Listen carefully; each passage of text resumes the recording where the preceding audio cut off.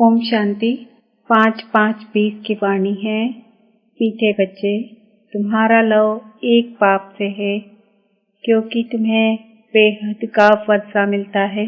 तुम प्यार से कहते हो मेरा पापा। प्रश्न, किसी भी देहधारी मनुष्य के बोल की भेंट बाप से नहीं की जा सकती है। क्यों? उत्तर, क्योंकि बाप का एक एक बोल महावाक्य है। जिन महावाक्यों को सुनने वाले महान अर्थात पुरुषोत्तम बन जाते हैं। बाप के महावाक्य गुलगुल अर्थात पुल बना देते हैं। मनुष्य के बोल महावाक्य नहीं, उनसे तो और ही नीचे गिरते आए हैं। गीत है, बदल जाए दुनिया न बदलेंगे हम। ओम शांति। गीत की पहली लाइन में कुछ अर्थ है, बाकी सारा गीत कोई काम का नहीं है। जैसे गीता में भगवान उवाच मन मना भव मध्याजी भव, यह अक्षर ठीक है। इसको कहा जाता है आटे में नमक। अब भगवान किसको कहा जाता है, यह तो बच्चे अच्छी रीति जान गए हैं। भगवान शिव बाबा को कहा जाता है। शिव बाबा आकर शिवालय रचते हैं। आते कहाँ हैं?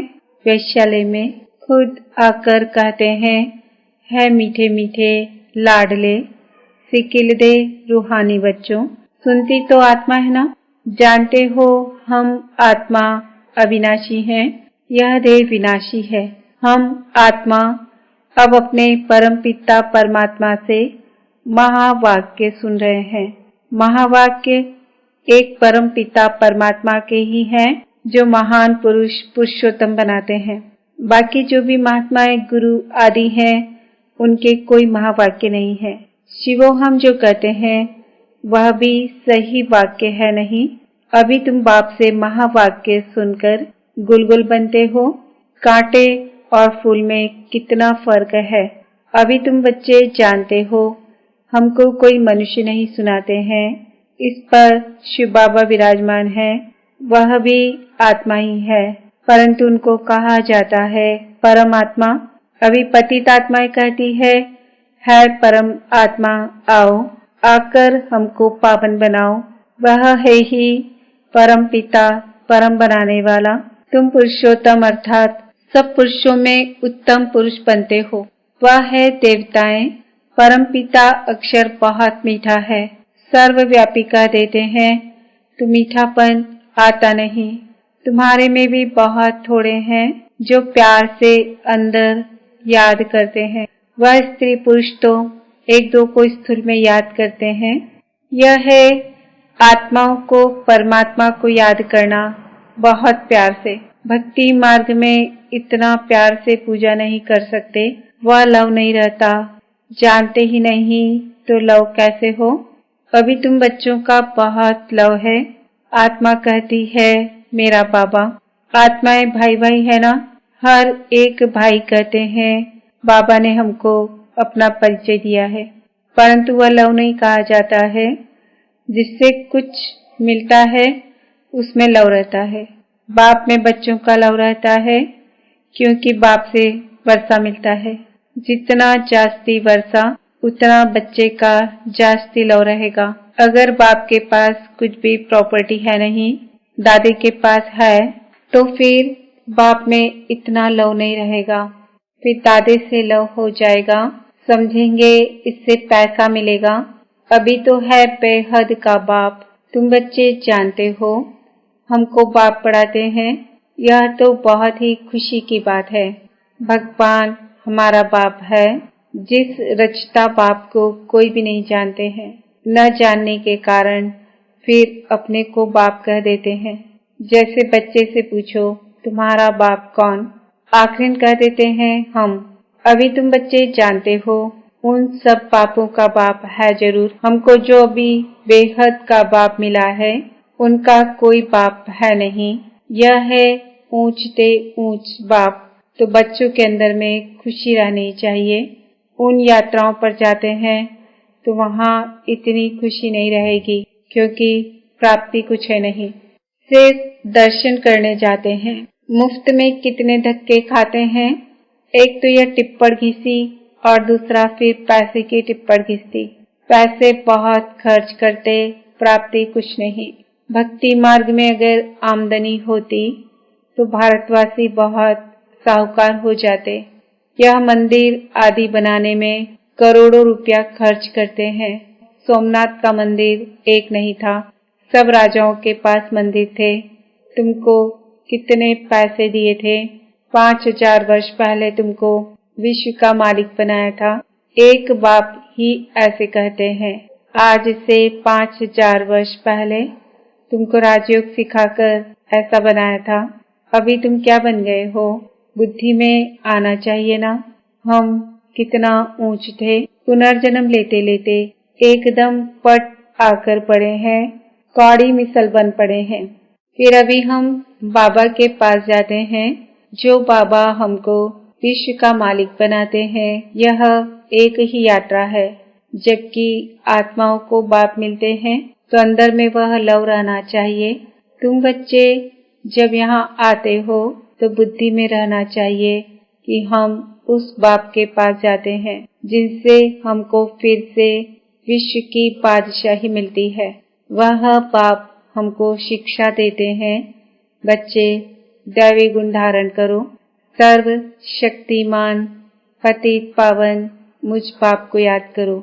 मैं कल्प कल्प आकर कहता हूँ कि मामे कम याद करो तो विकर्म विनाश होंगे। दिल में यह आना चाहिए, हम बेहद के बाप के पास आए हैं। बाप कहते हैं मैं गुप्त हूँ, आत्मा कहती है मैं गुप्त हूँ। तुम समझते हो। हम जाते हैं शिव बाबा के पास, ब्रह्मा दादा के पास, जो कंबाइंड हैं, उनसे हम मिलने जाते हैं, जिससे हम विश्व के मालिक बनते हैं। अंदर में कितनी बेहद खुशी होनी चाहिए जब मधुबन में आने के लिए अपने घर से निकलते हो तो अंदर में गदगद होना चाहिए। बाप हमको पढ़ाने के लिए आया है, हमको दैवी गुण धारण करने की युक्ति बताते हैं। घर से निकलते समय ही अंदर में यह खुशी रहनी चाहिए। जैसे कन्या पति के साथ मिलती है तो जेवर आदि पहनती है तो मुखड़ा ही खिल जाता है। वह मुखड़ा खिलता है दुख पाने के लिए, तुम्हारा मुखड़ा खिलता है सदा सुख पाने के लिए। तो ऐसे बाप के पास आने समय कितनी खुशी होनी चाहिए। अभी हमको बेहद का बाप मिला है। सत्युग में जाएंगे फिर डिग्री कम हो जाएगी। अभी तो तुम ब्राह्मण ईश्वरी संतान हो। भगवान बैठ पढ़ाते हैं, वह हमारा बाप भी है, टीचर भी है, पढ़ाते हैं, फिर पावन बनाकर साथ में भी ले जाएंगे। हम आत्मा अब इस चीची रावण राज्य से छूटते हैं। अंदर में अथाह खुशी होनी चाहिए। जबकि बाप विश्व का मालिक बनाते हैं तो पढ़ाई कितनी अच्छी रीति पढ़नी चाहिए। स्टूडेंट अच्छी रीति पढ़ते हैं तो अच्छे मार्क्स से पास होते हैं। बच्चे कहते हैं बाबा हम तो श्री नारायण बनेंगे। यह है ही सत्यनारायण की कथा, अर्थात नर से नारायण बनने की कथा। वह झूठी कथाएं जन्म जन्मांतर सुनते आए हो। अभी बाप से एक ही बार तुम सच्ची सच्ची कथा सुनते हो। वह फिर भक्ति मार्ग में चला आता है। जैसे शिव बाबा ने जन्म लिया, उसकी फिर वर्ष वर्ष जयंती मनाते आए हैं। वह कब आया, क्या किया, कुछ भी नहीं जानते। अच्छा, कृष्ण जयंती मनाते हैं, वह भी कब आया, कैसे आया, कुछ भी पता नहीं है। कहते हैं कंसपुरी में आता है। अब वह पतित दुनिया में कैसे जन्म लेगा। बच्चों को कितनी खुशी होनी चाहिए। हम बेहद बाप के पास जाते हैं, अनुभव भी सुनाते हैं ना। हमको फलाने द्वारा तीर लगा, बाबा आए हैं, बस उस दिन से लेकर हम बाप को ही याद करते हैं। यह है तुम्हारी बड़े ते बड़े बाप के पास आने की यात्रा। बाबा तो चैतन्य है, बच्चों के पास जाते भी हैं, वह है जड़ यात्राएं। यहाँ तो बाप चैतन्य है। जैसे हम आत्मा बोलती है, वैसे वह परमात्मा बाप भी बोलते हैं शरीर द्वारा। यह पढ़ाई है भविष्य 21 जन्म शरीर निर्वाह के लिए, वह है सिर्फ इस जन्म के लिए। अब कौन सी पढ़ाई पढ़नी चाहिए, वह कौन सा धंधा करना चाहिए? बाप कहते हैं दोनों करो। सन्यासियों मिसल घर बार छोड़ जंगल में नहीं जाना है, यह तो प्रवृत्ति मार्ग है ना। दोनों के लिए पढ़ाई है। सब तो पढ़ेंगे भी नहीं, कोई अच्छा पढ़ेंगे, कोई कम। कोई को एकदम झट तीर लग जाएगा, कोई तो तवाई मिसल बोलते रहेंगे। कोई कहते हैं हाँ हम समझने की कोशिश करेंगे, कोई कहेंगे यह तो एकांत में समझने की बातें हैं, बस फिर गुम हो जाएंगे। कोई को ज्ञान का तीर लगा तो झट आकर समझेंगे। कोई फिर कहेंगे हमको फुर्सत नहीं, तो समझो तीर लगा नहीं। देखो बाबा को तीर लगा तो फट से छोड़ दिया ना, समझा बादशाही मिलती है। उनके आगे ये क्या है, हमको तो बाप से राजाई लेनी है। अभी बाप कहते हैं वह धंधा आदि भी करो, सिर्फ 1 हफ्ता यह अच्छी रीति समझो। गृहस्थ व्यवहार भी संभालना है, रचना की पालना भी करनी है। वह तो रचकर फिर भाग जाते हैं। बाप कहते हैं तुमने रचा है तो फिर अच्छी रीति संभालो। समझो स्त्री अथवा बच्चा तुम्हारा कहना मानते हैं तो सपूत है, नहीं समझते हैं तो कपूत हैं। सपूत और कपूत का पता पड़ जाता है ना। बाप कहते हैं तुम श्रीमत पर चलेंगे तो श्रेष्ठ बनेंगे, नहीं तो वर्षा मिल ना सके। पवित्र बन, सपूत बच्चा बन, नाम बाड़ा करो। तीर लग गया फिर तो कहेंगे बस अभी तो हम सच्ची कमाई करेंगे। बाप आए हैं शिवालय में ले जाने, तो शिवालय में जाने के लिए फिर लायक बनना है। मेहनत है, बोलो अब शिव बाबा को याद करो। मौत सामने खड़ा है, कल्याण तो उनका भी करना है ना। बोलो अब याद करो तो विकर्म विनाश होंगे। तुम बच्चों का फर्ज है पियर घर और ससुर घर का उद्धार करना। जबकि तुम्हें बुलावा होता है तो तुम्हारा फर्ज है उनका कल्याण करना। रहम दिल बनना चाहिए। पति तमो प्रधान मनुष्यों को सतो प्रधान बनने का रास्ता बताना है। तुम जानते हो हर चीज नई से पुरानी जरूर होती है। नरक में सब पतितात्माएं हैं, तब तो गंगा में स्नान कर पावन होने जाते हैं। पहले तो समझे कि हम पतित हैं, इसलिए पावन बनना है। बाप आत्माओं को कहते हैं मुझे याद करो तो तुम्हारे पाप नष्ट हो जाएंगे। साधु संत आदि जो भी हैं सबको यह मेरा पैगाम दो कि बाप कहते हैं मुझे याद करो। इस योग अग्नि से अथवा याद की यात्रा से तुम्हारी खाद निकलती जाएगी। तुम पवित्र बन मेरे पास आ जाएंगे, मैं तुम सबको साथ ले जाऊंगा। जैसे बिच्छू होता है, चलता जाता है, जहाँ नर्म चीज देखता है तो डंक मार देता है। पत्थर को डंक मार क्या करेगा? तुम भी बाप का परिचय दो। यह भी बाप ने समझाया है। मेरे भगत कहाँ रहते हैं? शिव के मंदिर में, कृष्ण के मंदिर में, लक्ष्मी नारायण के मंदिर में। भगत मेरी भक्ति करते रहते हैं। है तो बच्चे ना, मेरे से राज्य लिया था, अब पूज्य से पुजारी बन गए हैं। देवताओं के भगत है ना। नंबर 1 है शिव की अव्यभिचारी भक्ति। फिर गिरते गिरते अभी तो बहुत पूजा करने लगे हैं। शिव के पुजारियों को समझाने में सहज होगा। यह सब आत्माओं का बाप शिव बाबा है। स्वर्ग का वर्षा देते हैं। अभी बाप कहते हैं मुझे याद करो तो विकर्म विनाश हो। हम तुमको पैगाम देते हैं। अब बाप कहते हैं पतित पावन ज्ञान का सागर में हूँ, ज्ञान भी सुना रहा हूँ, पावन बनने के लिए योग भी सिखा रहा हूँ। ब्रह्मा तन से मैसेज दे रहा हूँ, मुझे याद करो।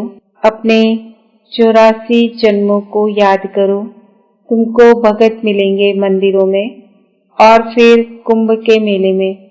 वहाँ तुम समझा सकते हो पतित पावन गंगा है या परमात्मा।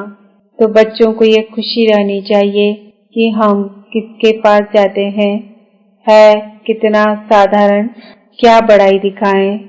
शिव बाबा क्या करें जो बड़ा आदमी दिखाई पड़े। सन्यासी कपड़े तो पहन नहीं सकते।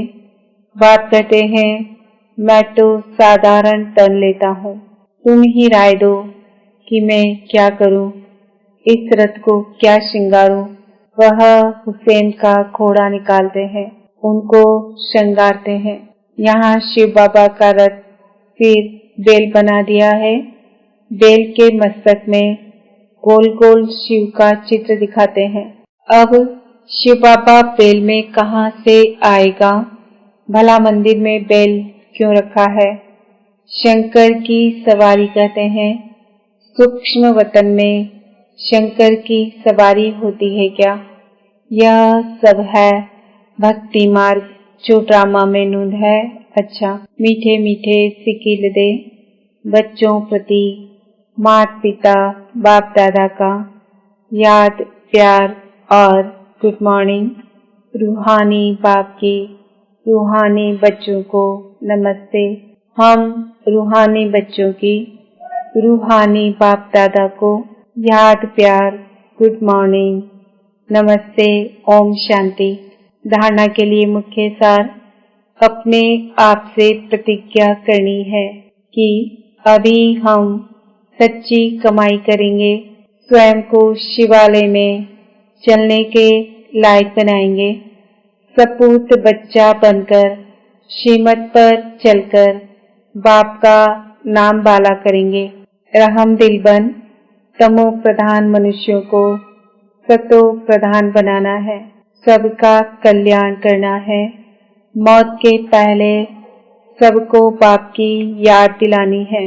वरदान, हाँ जी के पाठ द्वारा सेवाओं में महान बनने वाले सर्व की दुआओं के पात्र भव। कोई भी सेवा खुशी और उमंग से करते हुए सदा ध्यान रहे कि जो सेवा हो उसमें सर्व की दुआएं प्राप्त हो, क्योंकि जहाँ दुआएं होंगी वहाँ मेहनत नहीं होंगी।